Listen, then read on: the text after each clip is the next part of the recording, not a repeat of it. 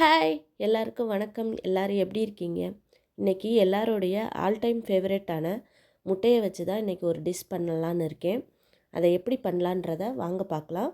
First mixie ஜாரில் 1 இன்ச்சுக்கு தேங்காய் எடுத்து கட் பண்ணி சேர்த்துக்கோங்க. துருவின தேங்காயாக இருந்தால் 2 ஸ்பூன் சேர்த்துக்கோங்க. அதில் 3 தக்காளி பழம் நறுக்கி சேர்த்துக்கோங்க.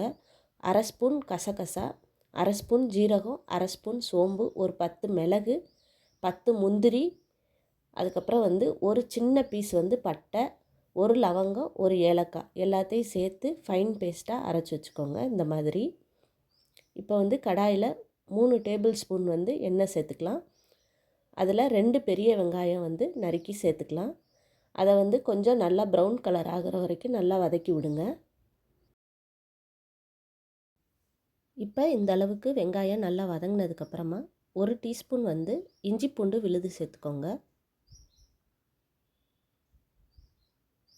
இப்போ அதை 1 நிமிஷத்துக்கு ஃப்ரை பண்ணி விடுங்க. இப்போ ஃப்ரை ஆனதுக்கப்புறமா நம்ம அரைச்ச பேஸ்ட்டை சேர்த்துக்கலாம். தக்காளி பேஸ்ட்டு அரைச்சோம் இல்லையா, அந்த பேஸ்ட்டை சேர்த்துக்கலாம். சேர்த்துட்டு நல்லா கலந்து விட்டுக்கோங்க. கலந்து விட்டுட்டு தேவையான அளவுக்கு உப்பு சேர்த்துக்கோங்க.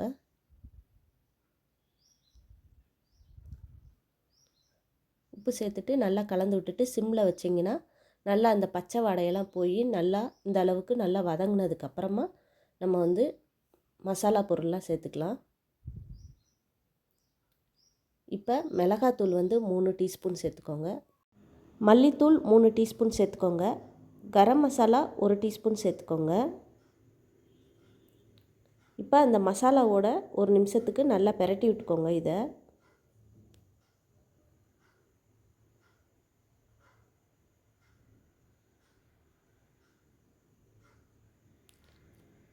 இப்போ இதோட கொஞ்சம் கருவேப்பிலை சேர்த்துக்கலாம். சேர்த்துட்டு இப்போ தேவையான அளவுக்கு தண்ணி சேர்த்துக்கோங்க. உங்களுக்கு கிரேவி எந்த பதத்துக்கு வேணுமோ அந்த அளவுக்கு தண்ணி சேர்த்துக்கோங்க.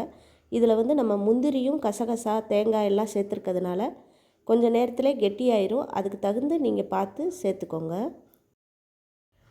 இப்போ கொதி வந்ததுக்கப்புறமா நம்ம வேக வச்சு கட் பண்ணி வச்சுருக்கிற முட்டையை ஆட் பண்ணிக்கலாம். இப்போ முட்டையை நீங்கள் முழுசாக ஆட் பண்ணணுன்னா கூட நீங்கள் லைட்டாக கீறி விட்டு கூட ஆட் பண்ணிக்கோங்க. ரொம்பவே டேஸ்டியாக இருக்கும்.